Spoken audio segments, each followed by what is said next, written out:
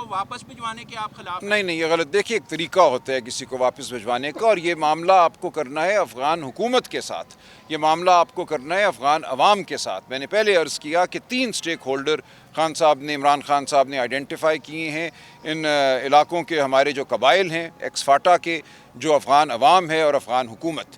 تو اگر آپ یہاں معاملہ طے کر لیتے ہیں تو جو الزام ہے, اور اس میں حقیقت بھی ہے کہ بڑی حد تک یہ دہشت گردی وہ لوگ کرتے ہیں جو 2500 کلومیٹر کا ہمارا بارڈر ہے افغانستان کے ساتھ, اس کو عبور کر کے آتے ہیں. کیونکہ یہاں بیٹھے ہوئے لوگ نہیں کرتے, یہ خود آپ کی وفاقی حکومت کا یہ الزام ہے کہ وہاں سے لوگ یہاں آتے ہیں اور آپ افغان حکومت کو مورد الزام ٹھہراتے ہیں.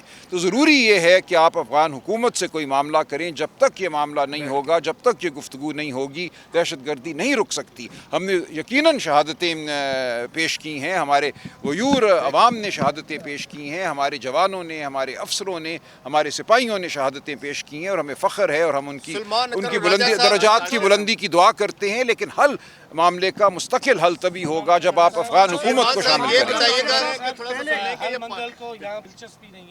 نہیں ایسا نہیں ہے, ایسا نہیں. میں عرض کروں ایک سوال اس کے ساتھ ایک بھی لے لیں منٹ کہ اتنا بڑا بانی پی ٹی آئی کی نے فیصلہ کر لیا, اس کے اوپر عمل درآمد کیسے ہوگا؟ کیا پارٹی بہت آسانی سے ہوگا, بہت آسانی سے ہوگا. وہ امن آ جائے گا؟ دیکھیے ہم نے ایک نئی شروعات کرنی ہے, اپنی پالیسی کا اعلان کرنا ہے. یہ خان صاحب کا اظہار ہے ایک نئی شروعات کا. ہم سمجھتے ہیں کہ صوبہ خیبر پختونخوا میں ہم نے ایک واضح پالیسی دینی ہے. پہلے کچھ ابہام شاید پیدا ہو گیا تھا لوگوں کے ذہنوں میں, اس ابہام کو دور کرنے کے لیے ایک نیا وزیر اعلیٰ جو ہے وہ خان صاحب نے مقرر کیا ہے, اور اس میں کوئی دشواری نہیں ہوگی. علی امین صاحب استعفیٰ دیں گے اور صوبائی اسمبلی سہیل آفریدی صاحب کو منتخب کرے گی. دیکھیے ایسی بات نہیں ہے, یہ وقت کے ساتھ ساتھ فیصلے بدلتے ہیں, حکومتیں بدلتی ہیں, کوئی ضروری نہیں ہوتا کہ ایک ہی شخص جو ہے وہ بیٹھا رہے. خان صاحب تو ہمیشہ کہتے ہیں کہ صورتحال کو دیکھ کر کھلاڑی کا انتخاب ہوتا ہے. پہلے علیمہ خان کی جانب سے یہاں پہ بیان دیا جاتا تھا عمران خان کے, تو اب علیمہ خان کا وہ کردار ہوگا یا نہیں؟ عمران خان نے ان کو کیا بیانات دینے؟ نہیں دیکھیں نورین آپا بیان دیں گی, خان صاحب کی جو بات ہے وہ پیش کریں گی. آج بھی آپ نے دیکھا کہ علیمہ بی بی کو گرفتار کرنے اڈیالہ جیل کے گیٹ پہ پولیس کھڑی تھی, ان کے خلاف بہت سے مقدمے بنا دیے گئے ہیں, تمام جھوٹے ہیں لیکن بہرحال ہیں.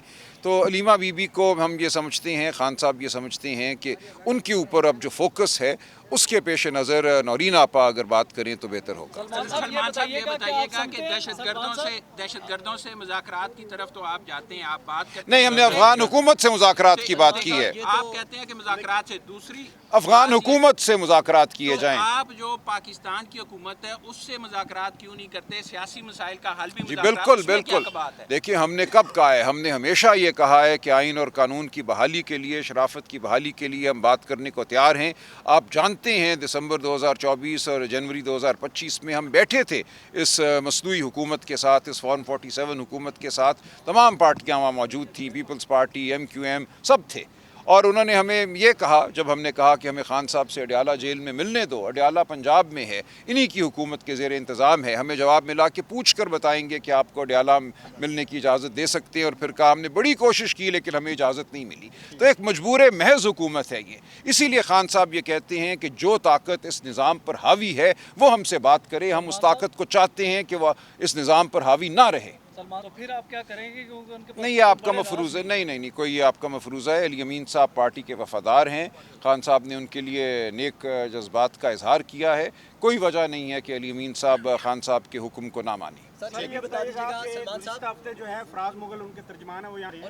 نہیں میں یہ بات نہیں مانتا. میں بالکل نہیں سمجھتا کہ کوئی سازش ہوگی یا علی امین صاحب کسی سازش کا حصہ بنیں گے. وہ پارٹی کے وفادار ممبر ہیں, وفادار رکن ہیں, وہ رہیں گے.